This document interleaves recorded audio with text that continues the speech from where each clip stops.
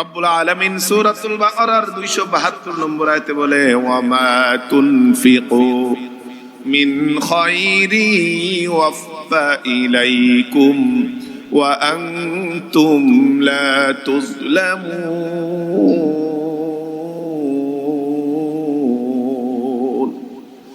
ও আমার বান্দারা, তোমরা যা কিছু কল্যাণমূলক আমি আল্লাহর রাস্তায় খরচ করো না কেন, এর পরিপূর্ণ প্রতিদান আল্লাহ তোমাদেরকে বুঝিয়ে দিবেন। বিন্দু মাত্র প্রতিদানের ক্ষেত্রে কমতি করা হবে না, জুলুম করা হবে না। তুমি দিয়েছো 10 টাকা, আল্লাহ এর প্রতিদান বিনষ্ট করে দিবেন না, না না, পরিপূর্ণভাবে আল্লাহ তোমাকে বুঝিয়ে দিবেন। প্রতিদান আল্লাহ তাআলা সময় মতো দান করবেন এবং বিন্দু মাত্র তোমার উপরে জুলুম করা হবে না।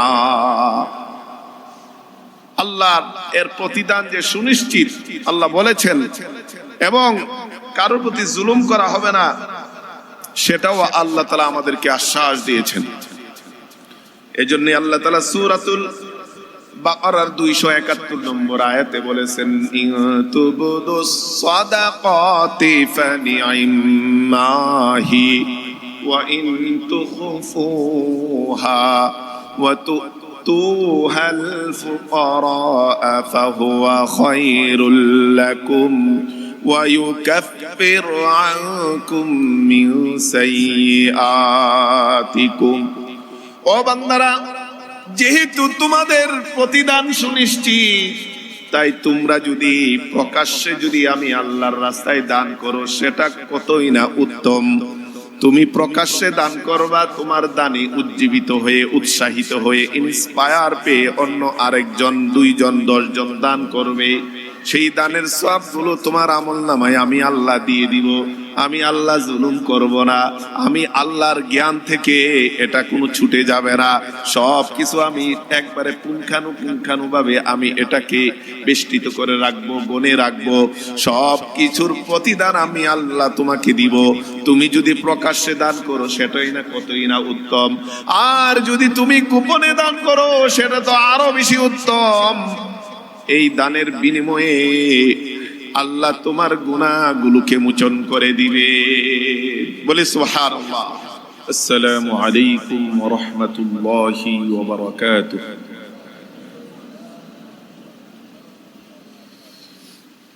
নাহমাদুহু ওয়া নুসাল্লি আলা রাসূলিহিল কারীম। أما بعد فأعوذ بالله من الشيطان الرجيم. بسم الله الرحمن الرحيم.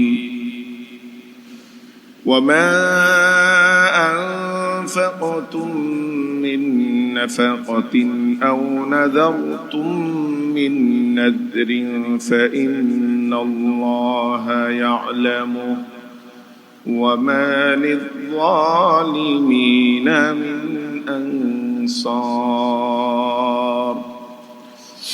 وقال تعالى في شان حبيبه آمرا ومخبرا: إن الله وملائكته يصلون على النبي يا أيها الذين آمنوا صلوا عليه وسلموا تسليما. صلى الله على محمد صلى الله عليه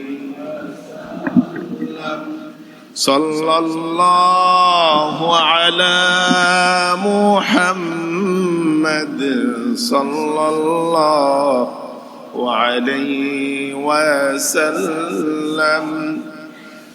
صلى الله على محمد صلى الله عليه وسلم. طلع البدر علينا من ثانية وداعي وجب الشكر علينا ما دعا لله داعي صلى الله على محمد صلى الله عليه وسلم صلى الله على محمد صلى الله عليه وسلم اللهم صل على محمد وعلى آل محمد كما صليت على إبراهيم وعلى آل إبراهيم إنك حميد مجيد اللهم بارك على محمد وعلى آل محمد كما باركت على إبراهيم وعلى آل إبراهيم إنك حميد مجيد اللهم صل وسلم وبارك عليه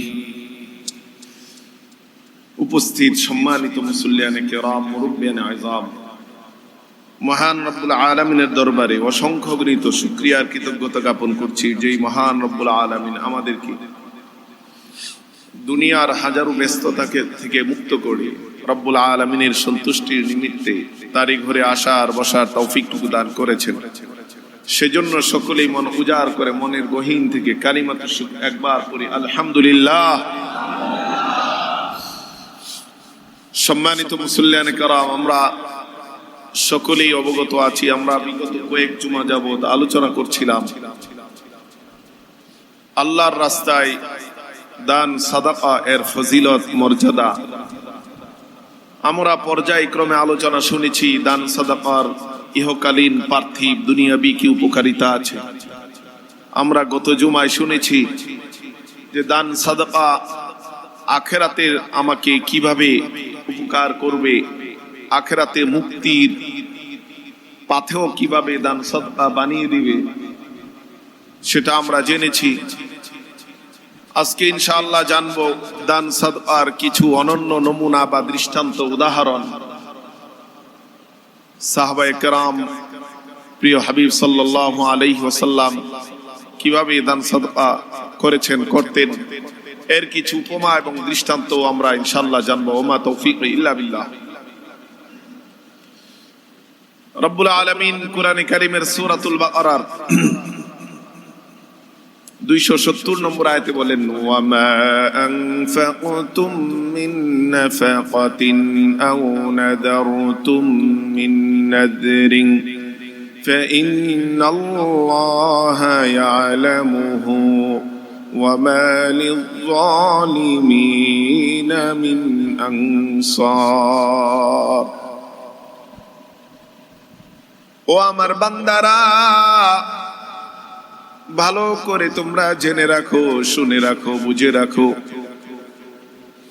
তোমরা যা কিছু আমি আল্লাহর রাস্তায় খরচ করবে না কেন, যা কিছু আমি আল্লাহর জন্য মান্নত করবে না কেন, এই দান সাদকা মান্নত সব কিছু রব্বুল আলামিন এই ব্যাপারে অবগত আছেন, থাকবেন।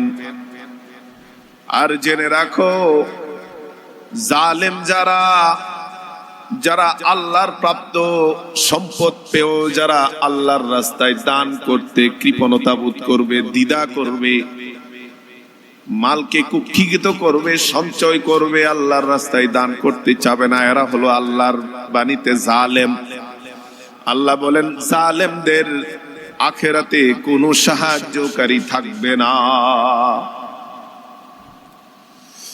এজন্য বন্ধুগণ আল্লাহ তাআলা বলেন বান্দা তুমি যা দান করো প্রকাশ্যে করো আর গোপনে করো সব কিছু আমি আল্লাহ জানি। আর যেহেতু আমি আল্লাহ জানি এই জন্য তোমার প্রতিদানও আমি আল্লাহর কাছে সুনিশ্চিত। রব্বুল আলামিন সূরাতুল বাকারার 272 নম্বর আয়াতে বলে ওয়ামা তুনফিকু মিন খায়রি ওয়াফা ইলাইকুম وأنتم لا تظلمون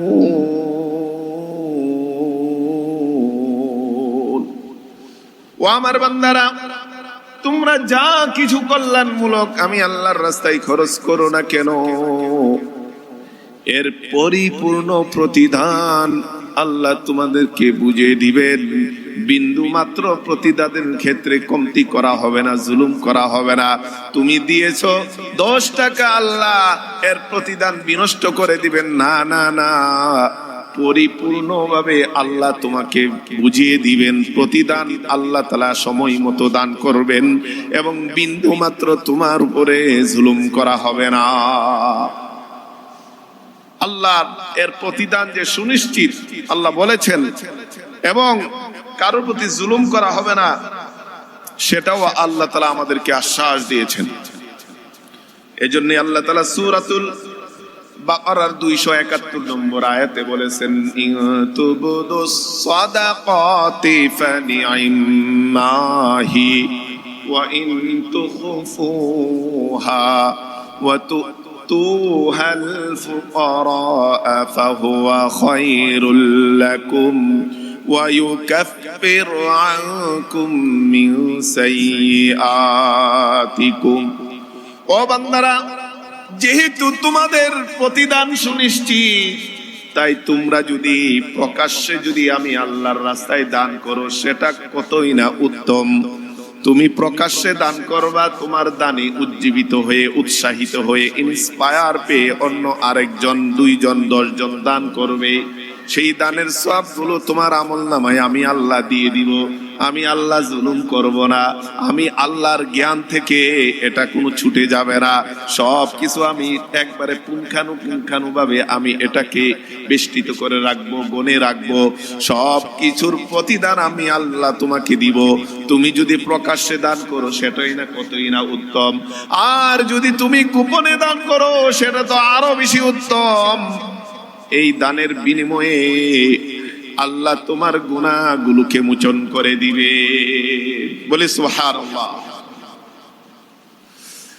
এইজন্য আল্লাহ তাআলা আমার প্রতিদান জানেন আমি যা দান করব সেটা আল্লাহ জানেন আর এই প্রতিদান যেহেতু আল্লাহ জানেন এর প্রতিদান আল্লাহর কাছ থেকে সুনিশ্চিত আমি পাবো এটাও নিশ্চিত আর আল্লাহ জুলুম করবেন না সেটাও নিশ্চিত এজন্যই দানের এত বেশি ফজিলত এত বেশি মর্যাদা হাদিসে এসেছে আনাস ইবনে মালিক রাদিয়াল্লাহু তাআলা আনহু থেকে বর্ণিত এক হাদিস মুস্তিরমিজি শরীফের 3369 নম্বর হাদিস মুসনাদে আহমদ শরীফের 32253 নম্বর হাদিস প্রিয় নবী সাল্লাল্লাহু আলাইহি ওয়াসাল্লাম বলেন লাম্মা খালাকাল আরদা জাআলাত তামিদ আল্লাহ তাআলা যখন জমিন সৃষ্টি করলেন জমিন সৃষ্টি করার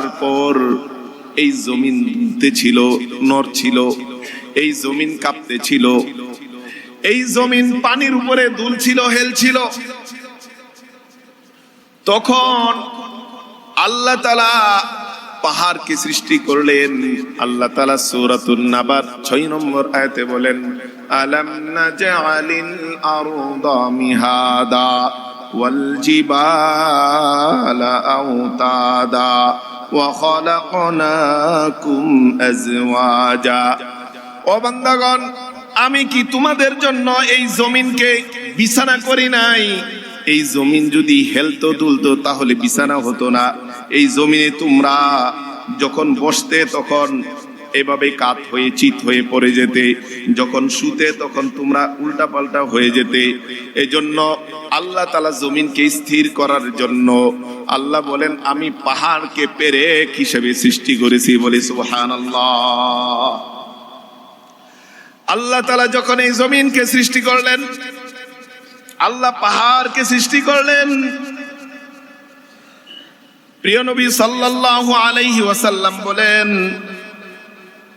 যখন এই হাদিসটুকু এই অংশটুকু সাহাবীদের কাছে প্রিয় নবী সাল্লাল্লাহু আলাইহি ওয়াসাল্লাম বলেন যে এই পাহাড় এত শক্তিশালী এই নড়াচড়া জমিনকে স্থির করে দিল।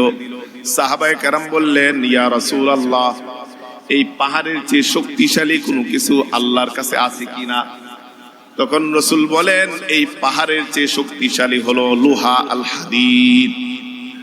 কারণ এই পাহাড়কে, পাথরের পাহাড়কে লোহার দ্বারা কাটা হয়, সমান করা হয়, ভূমি সমতল করে দেওয়া হয়।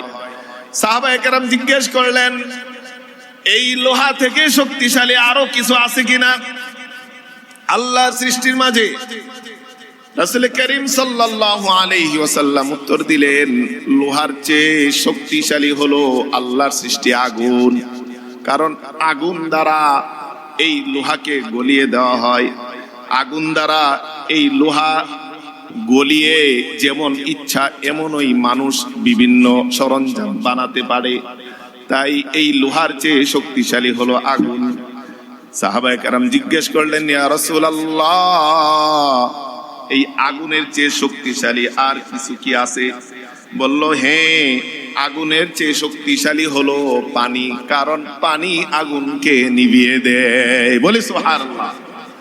শুধু তাই না, তখন সাহাবায়ে কেরাম বললেন, ইয়া রাসূলুল্লাহ, পানির চেয়ে শক্তিশালী আর কিছু কি আছে? তখন রাসূল বললেন, হ্যাঁ, পানির চেয়ে শক্তিশালী আল্লাহর সৃষ্টির মধ্যে আরো আছে। সেটা কি? বাতাস। বাতাস পানিকে বাষ্পীভূত করে উড়িয়ে নেয়, শুকিয়ে দেয়। ভিজা কাপড় শুকিয়ে যায় কিছুক্ষণ বাতাসে থাকলেই। তার মানে পানির চেয়ে শক্তিশালী হলো বাতাস। তখন সাহাবায়ে কেরাম জিজ্ঞেস করলেন, ইয়া রাসূলুল্লাহ,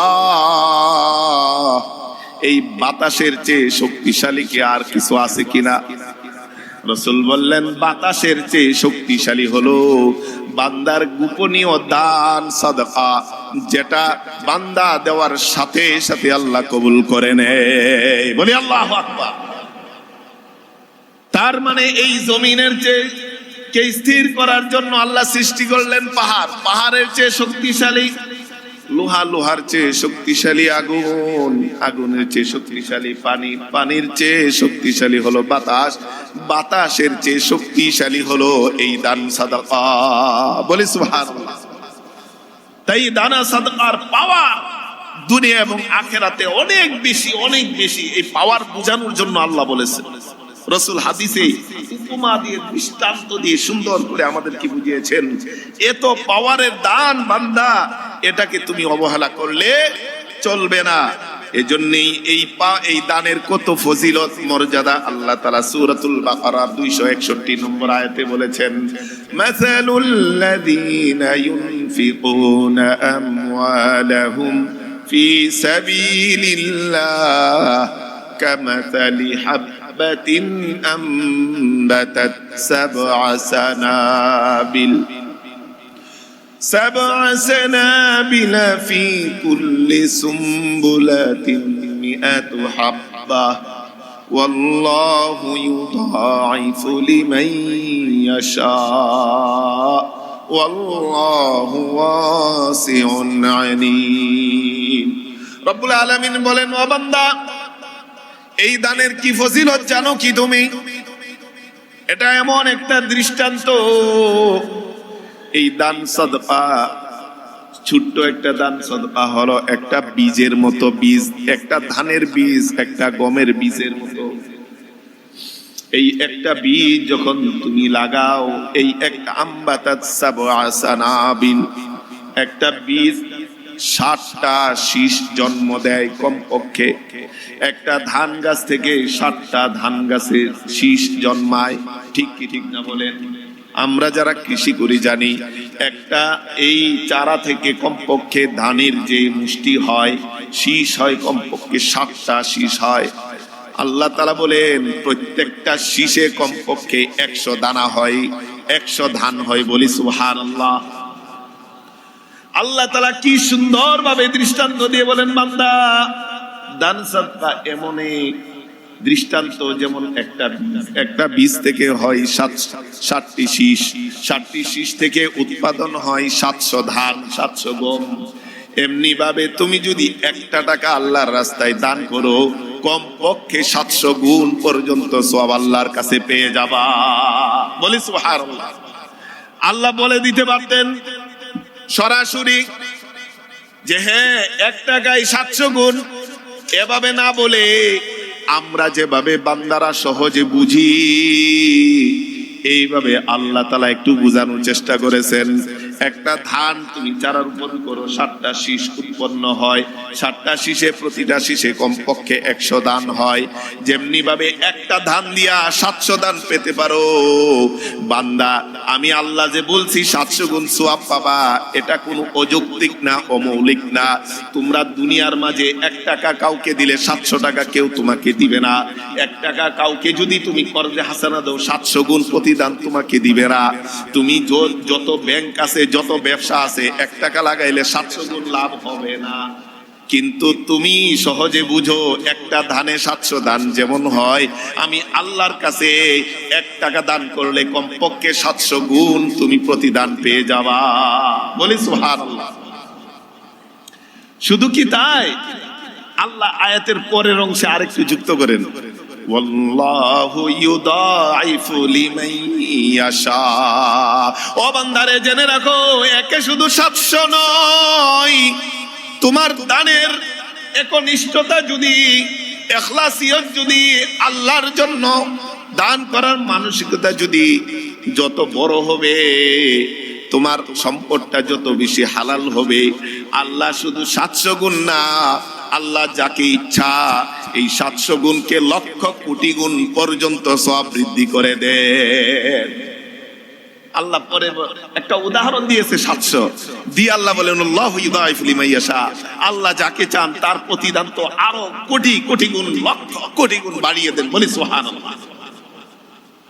আমার কথাটা সূরাতুল বাকারার 261 নম্বর আয়াত খুলে অনুবাদটা করবেন, তাইলে দেখবেন যে আল্লাহ কত সুন্দর করে আমাদেরকে দানের প্রতি উৎসাহিত করেছেন।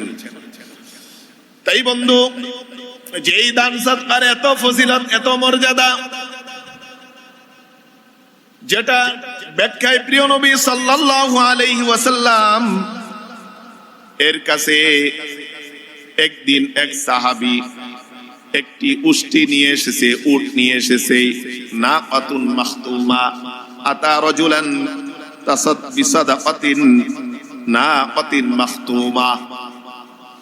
এক ব্যক্তি এসে তাসাদদাকা, দান করলো, একটা লাগাম সহ একটা উট দান করলো, আল্লাহর রাসূলকে দিয়ে দিলেন। ইয়া রাসূলুল্লাহ, এটা আল্লাহর জন্য আমি দিয়ে দিলাম।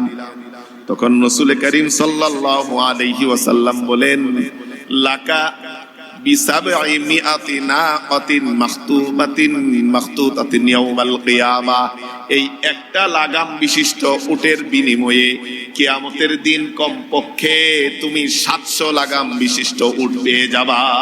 বলে সুবহানাল্লাহ। এজন্য এই হাদিসটি এসেছে মুসলিম শরীফের 1892 নম্বর হাদিস। আবু মাসউদ উকবাত ইবনে আমির রাদিয়াল্লাহু তাআলা বর্ণনা করেন যে এক ব্যক্তি এসে একটা উষ্টি দান করলো। রাসূল বলেন, এই যে আল্লাহর রাস্তায় দান করে দিলা, কিয়ামতের দিন কমপক্ষে 700 লাগাম বিশিষ্ট উট আল্লাহ তোমাকে দান করবেন। বলি সুবহানাল্লাহ। শুধু তাই না বন্ধুগণ, এর চেয়ে বেশি আরো কত সওয়াব পাওয়া যায়। রাসূল আরেকটা হাদিসে স্পষ্ট করে উপমা দিয়ে বলেন, বুখারী শরীফের 1410 নম্বর হাদিস, মুসলিম শরীফের 1014 নম্বর হাদিস, আবু হুরায়রা রাদিয়াল্লাহু তাআলা আনহু থেকে বর্ণিত। রাসূল বলেন, মান তাসাদদাকা বিআদলি তামরাতিন মিন কাসবিন তাইয়িবিন ফাইন্নাল্লাহা ইয়াতাকাব্বালুহা বিয়ামিনিহি। কেউ যখন একটা খেজুরের একটা অংশ, একটা খেজুর পুরাটা না, একটা খেজুরকে কয়েকটা ভাগ করলে যদি একটা ছোট্ট টুকরা হয়, রাসূল বলেন এই ছোট্ট টুকরাটা যদি কেউ আল্লাহর রাস্তায় হালাল উপার্জন থেকে দান করে, কেননা ওয়ালা ইয়াকবালুল্লাহু ইল্লা তাইয়্যিবা, আল্লাহ হালাল ছাড়া কোনো কিছু আল্লাহর কাছে পৌঁছায় না, আল্লাহ কিছু গ্রহণ করেন না। হালাল উপার্জন থেকে একটা খেজুরের অনেকগুলো টুকরার যদি একটা টুকরাও যদি কেউ দান করে, রাসূল বলেন ফা ইন্নাল্লাহা ইয়াতাকাব্বালুহা বিয়ামিনিহি, আল্লাহ তাআলা ডান হাতে সেই দানটাকে কবুল আর মঞ্জুর করে নেন। বলি সুবহানাল্লাহ। শুধু তাই না, ডান হাতে কবুল করে নে কি করেন আল্লাহ, সুম্মা ইউরাব্বিহা লিসাহিবিহা,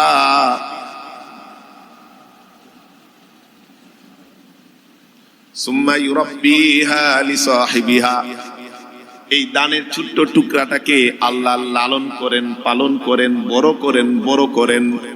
কামা ইউরাব্বি আহাদুকুম ফালুয়াহু, তোমরা যেমনি ভাবে তোমাদের বাড়িতে ছোট্ট উটের বাচ্চাকে লালন করে পালন করে বড় করো, গরুর বাছুর ছাগলের বাচ্চাকে লালন করে বড় করতে থাকো, যত দিন যায় সেটা শত বড় হয়, এই তোমার দানের ছোট্ট টুকরাটাকে আল্লাহ প্রতিপালন করে বড় করতে থাকেন, বড় করতে থাকেন, বড় করতে থাকেন।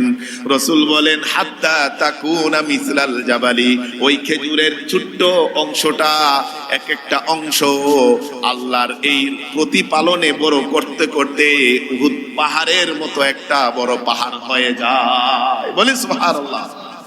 এই ছোট্ট একটা অংশ উহুদ পাহাড়ের মতো একটা বড় একটা পাহাড় হয়ে যায়। আরেক riwayate এসেছে আও আযমা মিনহু, শুধু উহুদ পাহাড়ের মতো না, এই ছোট্ট অংশটা কারো কারো দান এই উহুদ পাহাড়ের চেয়ে আরো বহু বড় হয়ে যায়। কত বড় সেটা রাসূল বলেন নাই। বলি সুবহানাল্লাহ। তাই এত এত ফজিলত এই দান সাদাকা, এই দান সাদাকা ব্যাপারে রাসূল এবং সাহাবায়ে কেরাম অনেক বেশি আগ্রহী ছিলেন, অনেক বেশি এই দান সাদকার প্রতি তারা কি ছিলেন, প্রতিযোগিতামূলক এগিয়ে যেতেন। এজন্যই আসমা বিনতে আবু বকর সিদ্দিক রাদিয়াল্লাহু তাআলা আনহাকে রাসূল করিম সাল্লাল্লাহু আলাইহি ওয়াসাল্লাম বলেছেন, বুখারী শরীফের 2590 নম্বর হাদিস, আনফিকি ওয়ালা তুহসি ফায়ুহসি আল্লাহু আলাইহি, ও আসমা তুমি আল্লাহর রাস্তায় খরচ করো, হাতকে তুমি গুটিয়ে রেখো না গণনা করে, বলে একটু দিলাম, আমার 10 টাকাতে 1 টাকা দিলাম। আল্লাহ তাআলা রাসূল বলেন তুমি যদি গণনা করে দাও আল্লাহ তোমাকে গণনা করে দিবে। ওয়ালা তুই ফায়ুই আল্লাহু আলাইক, আর তুমি দান থেকে একবারে হাত গুটিয়ে নিও না, আল্লাহও তোমার থেকে হাত গুটিয়ে নিবে। বলি নাউযুবিল্লাহ। তাই দান থেকে যদি হাত গুটিয়ে নেই তাইলে কি আল্লাহ তাআলাও আমার থেকে হাত গুটিয়ে দিবে। আমি যদি গুনে গুনে একটু একটু দান করি আল্লাহ আমাকে একটু একটু দান করবে, আর আমি যদি মুক্ত হস্তে দান করি তাহলে আল্লাহ আমাকে সেই মুক্ত হস্তেই দিবেন। বলি সুবহানাল্লাহ। এজন্যই রাসূল করিম সাল্লাল্লাহু আলাইহি ওয়াসাল্লাম বলেন, আবু হুরায়রা রাদিয়াল্লাহু তাআলা আনহু থেকে বর্ণিত বুখারী শরীফের 2389 নম্বর হাদিস, রাসূল বলেন লাউ কানা লি মিসলু উহুদিন যাহাবান মা ইয়াসুরুনি আল্লা ইয়ামুরু আলাইয়া সালাসা ওয়া ইনদি মিনহু শাইউন ইল্লা শাইউন উরসিদুহু লিদাইনিন। রাসূল বলেন আমার কাছে যদি এই উহুদ পাহাড়ের সমান স্বর্ণ যদি আমার কাছে থাকে, এর মালিক যদি আমি হয়ে যাই। দেখেন রাসূল কি বলেন, বুখারী শরীফের হাদিস 2389 নম্বর হাদিস, রাসূল বলেন এই উহুদ পাহাড়ের সমান যদি স্বর্ণ আমার মালিকানাধীন হয়ে যায়, এই উহুদ পাহাড়ের সমান স্বর্ণ আমার কাছে 3 দিনের বেশি থাকবে, এটা আমি কখনো কোনোভাবেই পছন্দ করি না, করব না। তবে আমার যদি ঋণ থাকে, ঋণ দেওয়ার জন্য পরিমাণ মতো সম্পদ রেখে 3 দিনের মধ্যে এই উহুদ পাহাড়ের সমান স্বর্ণ আমি আল্লাহর রাস্তায় দান করতে দ্বিধা করব না। বলি আল্লাহু আকবার। রাসূল বলেছেন উহুদ পাহাড়ের সমান যদি আমার কাছে স্বর্ণ থাকে, 3 দিনের মধ্যে আমার ঋণ যদি থাকে, ঋণের পরিমাণ স্বর্ণ রেখে বা সম্পদ রেখে বাকি সবটা দান করতে আমি 3 দিনে বেশি সময় নেব না, 3 দিনের মধ্যেই আমি সব দিয়ে দিব। বলি সুবহানাল্লাহ। এজন্যই তো সাহাবায়ে কেরামদের এই নিদর্শন আমরা দেখি। এই দানের ক্ষেত্রে যখন প্রিয় নবী সাল্লাল্লাহু আলাইহি ওয়াসাল্লাম মক্কা থেকে মদিনায় হিজরত করলেন, মসজিদে কুবা সেখানে নির্মাণ করে 14 দিন অবস্থান করার পর আবার যখন মদিনার প্রাণ কেন্দ্রে রওনা দিলেন। সেদিকে যেতে যেতে বনু নাজ্জার গোত্রে আবু আইয়ুব আনসারী রাদিয়াল্লাহু তাআলা আনহু এর জায়গায় গিয়ে উটটা থেমে গেল। উট থেমে যাওয়ার পর রাসূল নেমে গেলেন। রাসূল বলেন যে এই উট আল্লাহর পক্ষ থেকে আদেশকৃত, যেখানে থামবে সেখানে আমার নামার নির্দেশ। নামার পরে রাসূল আবু আইয়ুব আনসারী রাদিয়াল্লাহু তাআলা আনহু ছিলেন বনু নাজ্জার গোত্রের একজন অন্যতম সাহাবী। তখন উনি ইচ্ছা পোষণ করলেন যে বনু নাজ্জার গোত্রের এখানে বাগান আছে, খেজুরের বাগান, এই বাগানের এখানে একটা মসজিদ নির্মাণ করবেন, যেটা মসজিদে নববী হবে। তখন সবাইকে ডেকে, এই আনসারী সাহাবাদেরকে ডেকে বললেন, সামিনুনি বিহাইতিকুম, ও আমার আনসারী সাহাবারা, আমি এখানে একটা মসজিদ নির্মাণ করতে চাই। এই মসজিদের যেই জমিটুকু আছে, জমিটুকু কত মূল্য হতে পারে তোমরা আমার কাছে বলো। এই মূল্য দিয়ে তোমাদের থেকে কিনে সেখানে একটা আল্লাহর ঘর, মসজিদ আমি নির্মাণ করতে চাই। সাহাবায়ে কেরাম যাদের এই বাগানের মালিক ছিল, তারা এই কথা শুনে এতই খুশি হয়েছে, রাসূলকে বলেন, ইয়া রাসূলুল্লাহ, লা নুতলুব সামানাহু ইল্লা ইলাল্লাহ, আপনার কাছে আমার কোনো প্রতিদান চাই না, মূল্য চাই না। এর মূল্য, এই বাগানের মূল্য, এই মসজিদের জায়গার মূল্য একমাত্র আল্লাহর নিকট ছাড়া আমরা কারো কাছেই চাই না। বলি আল্লাহু আকবার। সাথে সাথে ওই বাগান দান করে দিলেন। সেখানেই রাসূল করিম সাল্লাল্লাহু আলাইহি ওয়াসাল্লাম এবং সাহাবারা এই মসজিদে নববী নির্মাণ করলেন। বলি সুবহানাল্লাহ। তাই রাসূল, এরা কিন্তু মুসলিম, নতুন মুসলমান আনসারী সাহাবারা মাত্র রাসূল গেলেন, তখনই তাদের দানের প্রতি কত স্পৃহা, কত আগ্রহ। রাসূল জায়গা চাইলেন মসজিদ নির্মাণের জন্য, সাথে সাথে ওনাদের বাগানগুলো দিয়ে দিলেন রাসূলকে এবং বললেন, এর মূল্য আপনার কাছ থেকে নিতে তো চাই না, নিব না, একমাত্র আল্লাহর কাছ থেকে আমরা কিয়ামতের কঠিন দিনে বুঝে নিব। বলি আল্লাহু আকবার। শুধু তাই না, উমর ইবনুল খাত্তাব রাদিয়াল্লাহু তাআলা আনহু বলেন, তিরমিজি শরীফের 3600 ওয়াসাল্লাম বিসাদাকাতিন, একদিন রাসূল আমাদেরকে একটু বললেন যে, ও সাহাবারা, তোমাদের কাছে যা কিছু আছে একটু দান করো। উমর ইবনুল খাত্তাব রাদিয়াল্লাহু তাআলা আনহু বললেন, আজকে আমার কাছে কিছু সম্পদ আছে, আমি আজকে চাই আমার দানের মাধ্যমে আবু বকরের চেয়ে এগিয়ে যেতে। বলি সুবহানাল্লাহ। ওমর ইবনুল খাত্তাব রাদিয়াল্লাহু তাআলা আনহু মসজিদ থেকে বের হয়ে ওনার ঘরে গেলেন। ঘর থেকে যা সম্পদ ছিল অর্ধেক সম্পদ নিয়ে আসলেন মসজিদে। নিয়ে এসে বললেন, ইয়া রাসূলুল্লাহ, এই সম্পদগুলো আমি আল্লাহর জন্য দান করে দিলাম। রাসূল জিজ্ঞেস করলেন, ইয়া উমর, মা আবকাইতা লি আহলিক, তুমি তো এটা দান করলা, তোমার পরিবারের জন্য কি রেখে এসেছো?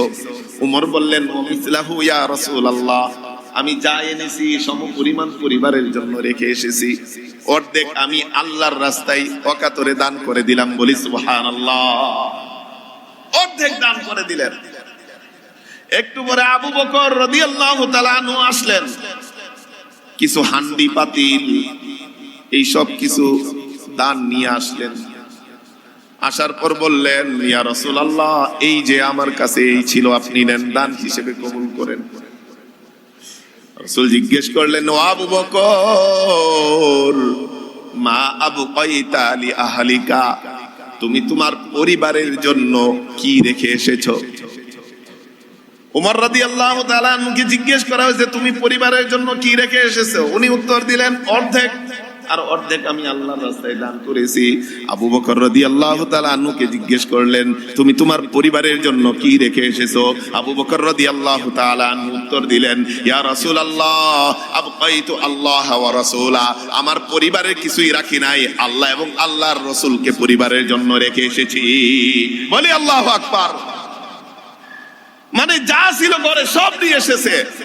এরপরে ওমর রাদিয়াল্লাহু তাআলা আনহু বলেন, এরপর থেকে আমি প্রতিজ্ঞা করেছি কোন কাজে আবু বকরের সাথে আমি প্রতিযোগিতামূলক আর কোনদিন এগিয়ে যাব না। বলি সুবহানাল্লাহ। কারণ ওনার সাথে আমি পারবো না। আমি মনে করছিলাম আমার তো সম্পদ আজকে আছে, আজকে আবু বকর থেকে এগিয়ে যাব, দেখি আমি আনলাম অর্ধেক, আবু বকর নিয়ে আসলেন পরিবারের সব। বলি সুবহানাল্লাহ। শুধু তাই না, সাহাবায়ে কেরাম তাদের জীবনের সব কিছু রাসূলের জন্য দিয়ে দিতেন। উসমান ইবনে আফফান রাদিয়াল্লাহু তাআলা আনহু মুসলমানদের মধ্যে সবচেয়ে একজন ধনাঢ্য সাহাবী এবং সবচেয়ে দানশীল সাহাবী। একদিন রাসূল বলতেছেন, মান হাফারা বিরে রুমা দাখালাল জান্নাহ। বুখারী শরীফের 2778 নম্বর হাদিস। রাসূল বলেন, যে ব্যক্তি রুমা কূপটাকে খনন করবে তাকে আল্লাহ জান্নাত দিবেন। রুমা কূপটা হলো মদিনা থেকে একটু অদূরে, বদর যাওয়ার প্রান্তে, বদর যাওয়ার সময় মেন রোড থেকে একটু ভিতরে। এই রুমা কূপ একমাত্র কূপ ছিল তখন মদিনায়। মুসলমানরা পান করার জন্য পানি সেখান থেকে নিয়ে আসতো। তবে কূপটা মুসলমানদের ছিল না, এক ইহুদির ছিল। এই কূপের পানি মুসলমানদের কাছে চড়া দামে বিক্রি করত। এজন্য রাসূল বলেন, এই রুমা কূপ যদি কেউ খনন করে, কেউ যদি কিনে মুসলমানদের জন্য আল্লাহর জন্য দান করে দেয়, রাসূল বলেন এই রুমা কূপের বিনিময়ে আল্লাহ তাকে জান্নাত দান করে দিবেন। বলি সুবহানাল্লাহ। উসমান ইবনে আফফান রাদিয়াল্লাহু তাআলা আনহু সাথে সাথে ওই ইহুদির কাছে গিয়ে রুমা কূপটাকে ক্রয় করে দিয়ে মুসলমানদের জন্য আল্লাহর জন্য দান করে দিলেন। আল্লাহর জন্য দান করে দিলেন। রুমা কূপ সেই দিন থেকে মুসলমানদের হয়ে গেল এবং সেটাকে আরো সংস্কার করে যেন সেখানে পানি বেশি আসে, সেইভাবে সংস্কার করে সুন্দর করে দিল যেন পানি বেশি উঠে। এই ওসমান ইবনে আফফান রাদিয়াল্লাহু তাআলা আনহু তাবুকের যুদ্ধের সময় কঠিন, মুসলমানদের পরিস্থিতি কঠিন, যুদ্ধে যাওয়ার ক্ষমতা নাই, সহায় সম্বল নাই। তখন রাসূল বললেন, যেই ব্যক্তি এই তাবুকের যুদ্ধের দলটাকে গঠন করে দিবে, সহযোগিতা করবে আর্থিকভাবে, তার জন্য আল্লাহ জান্নাত বরাদ্দ দিবে। উসমান ইবনে আফফান রাদিয়াল্লাহু তাআলা আনহু বলেন, সাথে সাথে আমি 300 উট এবং 1000 দিনার এই তাবুকের যুদ্ধের জন্য আমি আল্লাহর রাসূলের সামনে আল্লাহর রাস্তায় দান করে দিলাম। বলি সুবহানাল্লাহ। জান্নাত, রুমার মাধ্যমে জান্নাত নিলেন, তাবুকের যুদ্ধের প্রস্তুতির সহযোগিতার ক্ষেত্রে জান্নাত নিলেন। এমন অনেক অনেক ক্ষেত্র আছে যার মাধ্যমে সাহাবারা দান করে জান্নাত ক্রয় করে নেন। বলি সুবহানাল্লাহ। সর্বশেষ আজকে আরেকটি ঘটনা বলে শেষ করব। সাহাবী আবু দাহদাহ রাদিয়াল্লাহু তাআলা আনহু এর ঘটনা আমরা যদি সহিহ ইবনে হিব্বানের 7159 নম্বর হাদিস, আনাস ইবনে মালিক রাদিয়াল্লাহু তাআলা আনহু থেকে বর্ণিত হাদিস, প্রিয় নবী সাল্লাল্লাহু আলাইহি ওয়াসাল্লাম একদিন বসা ছিলেন, রাসূলের দরবারে এক ব্যক্তি আসলেন। আতা রাজুলুন আন-নবী সাল্লাল্লাহু আলাইহি ওয়াসাল্লাম, এক ব্যক্তি রাসূলের দরবারে এসে বললেন, ইয়া রাসূলুল্লাহ, ইন্না লি ফুলানিন নাখলাতুন ফি হাইতি ফামুরহু ইউতিনি হাত্তা উকিমা হাইতি। ইয়া রাসূলুল্লাহ, আমার একটা বাগান আছে, ওই বাগানের সীমানা প্রাচীর এমন একটু বাঁকা হয়ে, ওই বাঁকার মধ্যে আমার প্রতিবেশী একজন আরেকজনের বাগান আছে, তার একটা খেজুর গাছ আছে। তাই ওনার খেজুর গাছটার কারণে আমার বাগানটাকে সোজা করে প্রাচীর নির্মাণ করতে পারি না, আমার বাগানের সোজা প্রাচীর নির্মাণ করতে পারি না। আপনি একটু তাকে বলেন এই খেজুর গাছটা আমাকে দান করে দেখ, অথবা আমার কাছে বিক্রি করে দে, যেন আমি আমার বাগানের সেই ওয়ালটাকে সোজা করতে পারি। প্রতিবেশী বাগান মালিকের একটা গাছ আমার বাগানে ঢুকে গেছে, কারণ আমার জমিটা ছিল বাঁকা। এই ঘাসটা যদি দিয়ে দেয়, এই গাছটা যদি আমার কাছে বিক্রি করে দেয়, তাইলে আমার বাগানটা সোজাভাবে প্রাচীর নির্মাণ করতে পারবো। রাসূল করিম সাল্লাল্লাহু আলাইহি ওয়াসাল্লাম ওই ব্যক্তিকে ডেকে এনে বললেন, আতিহি ইয়াহা বিনাখলাতিন ফিল জান্নাহ। ও বাগানের মালিক, এই যে সাহাবী তার ওয়ালটাকে সোজা করতে পারতেছে না তোমার একটা গাছের কারণে, এই গাছটা তুমি তাকে দান করে দাও। আমি রাসূল নিশ্চয়তা দিচ্ছি, এর বিনিময়ে আল্লাহ জান্নাতে তোমাকে একটি খেজুর গাছ দিবে। বলে সুবহানাল্লাহ। জান্নাতে একটা খেজুর গাছের বিনিময়ে এই গাছটা একটু তুমি তাকে দিয়ে দাও, তার বাগানের ওয়ালটা সোজা হবে। ওই ব্যক্তি বলেন, না না না ইয়া রাসূলুল্লাহ, আমি দিতে পারবো না। সাহাবীদের মধ্যে সাহাবী আবু দাহদাহ রাদিয়াল্লাহু তাআলা আনহু উপস্থিত ছিলেন। বাগান মালিক চলে গেলেন, চলে যাওয়ার পর তাকে গিয়ে ধরলেন, ও বাগান মালিক, রাসূল তোমাকে জান্নাতে একটা খেজুর গাছ দিতে চাইছে, তাও তুমি এই তোমার একটা খেজুর গাছ দিলা না। আচ্ছা বলো তো, এই যে দেখো সুন্দর একটা খেজুর বাগান, যেই খেজুর বাগানটা আমার এবং সেখানে 600 খেজুর গাছ আছে, তোমার এই একটা খেজুর গাছটা এই একটার মতো আমার 600 গাছ আছে।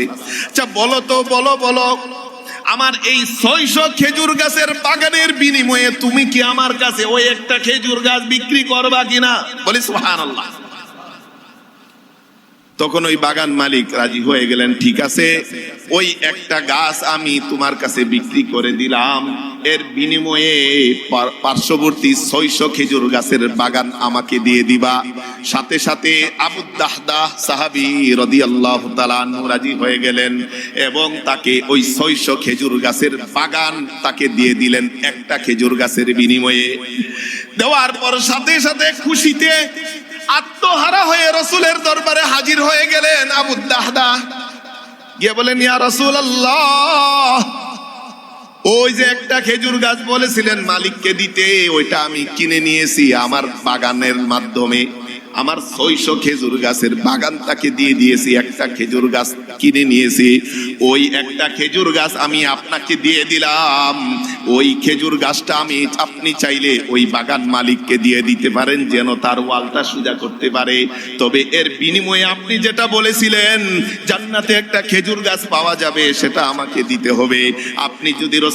আপনি যদি সেই প্রতিদান আমাকে দেওয়ার নিশ্চয়তা দেন, ওই খেজুর গাছটা আমি আল্লাহর রাস্তায় দিয়ে দিলাম। সাথে সাথে রাসূল সাল্লাল্লাহু আলাইহি ওয়াসাল্লাম চিৎকার করে বলেন, বাহ বাহ, কাম মিন গিদিকিন দাওয়াহিন লিআবি দাহদাহ ফিল জান্নাহ। ও আবু দাহদাহ, 600 খেজুর গাছ তুমি আল্লাহর রাস্তায় দান করে দিছো, অর্থাৎ একটা খেজুর গাছ এর বিনিময়ে 600 খেজুর গাছ দান করে দিছো। তার মানে একটা দান করলা না, মূলত তুমি 600 খেজুর গাছ দান করেছো। তুমি জান্নাতে 600 না, 6000 না, 6 লক্ষ না, 6 কোটি অগণিত এই ফলদায়ী খেজুর বৃক্ষ তোমার জন্য অপেক্ষা করতেছে। বলি সুবহানাল্লাহ। একটা খেজুর গাছ নিশ্চয়তা পেয়েছেন যে এটা যদি দেও জান্নাতে খেজুর গাছ দিব। জান্নাতে খেজুর গাছ দেওয়া মানেই হলো আমাকে আল্লাহ জান্নাতি হিসেবে কবুল করে নেওয়া। বলি সুবহানাল্লাহ। সাহাবী আবু দাহদাহ এই ফজিলত শুনে সে একটা ওই খেজুর গাছটা কিনে নিয়ে কি করেছে, 600 খেজুর গাছের বিনিময়ে আল্লাহর রাস্তায় দান করে দিয়েছে। রাসূলও বললেন, ও সাহাবী আমার, তুমি ক্ষতিগ্রস্ত হও নাই, তোমার এই 600 খেজুর গাছ নয়, এর চেয়ে আরো অনেক বেশি খেজুর ফলদায়ী খেজুর গাছ জান্নাতে তোমার জন্য অপেক্ষা করতেছে। বলি আল্লাহু আকবার। কিভাবে সাহাবারা দান করতেন? তখন সাথে সাথে রাসূলের এই মুখ থেকে এই কথা শুনে আবু দাহদাহ রাদিয়াল্লাহু তাআলা আনহু তার বাগানে গেলেন। বাগানে গিয়ে দেখেন তার স্ত্রী সেখানে আছে, তার নিজের বাগান। স্ত্রীকে বলতেছেন, ও আমার স্ত্রী, বাগান থেকে বের হয়ে যাও, এই বাগানের মালিক আর আমি এখন না। বলে, কেন, কি হয়েছে? বলে, এই বাগানকে বিক্রি করে দিয়েছি। কোথায় বিক্রি করে দিয়েছেন? বলে, জান্নাতের একটা খেজুর গাছের বিনিময়ে আমি আবু দাহদাহ 600 খেজুর গাছের বাগান বিক্রি করে দিয়েছি। বলি সুবহানাল্লাহ। তখন স্ত্রী কেমন স্ত্রী? স্ত্রী বলেন, রবিহাস সিআরু রবিহাল বাইউ। আবু দাহদাহ, আপনি যে ব্যবসা করেছেন এই ব্যবসায় অনেক লাভ করেছেন, লাভজনক ব্যবসা। এই ব্যবসাতে ক্ষতিগ্রস্ত না, জান্নাতের একটা খেজুর গাছ এমন লক্ষ কোটি খেজুর গাছের চেয়ে অনেক বেশি লাভবান। বলি সুবহানাল্লাহ। স্ত্রীও মেনে নিলেন। কেমন সাহাবী, কেমন ওনার স্ত্রী কেমন ভাবে দান করতেন, আর আমরা কেমন ভাবে সেই রসুলের উম্মত, সেই রসুল আমাদের আদর্শ, আমরা কতটুকু কি করি বন্ধুগণ একটু চিন্তা করি। এজন্যই প্রিয় নবী সাল্লাল্লাহু আলাইহি ওয়াসাল্লাম আমাদের কাছে এই অনুপম আদর্শ রেখে গেছেন, যেন আমরা দান করি দ্বীনের জন্য, আল্লাহর জন্য। তাই আমরা বলবো বন্ধুগণ, আমাদের এই মসজিদের এই নির্মাণ কাজকে কমপ্লিট করার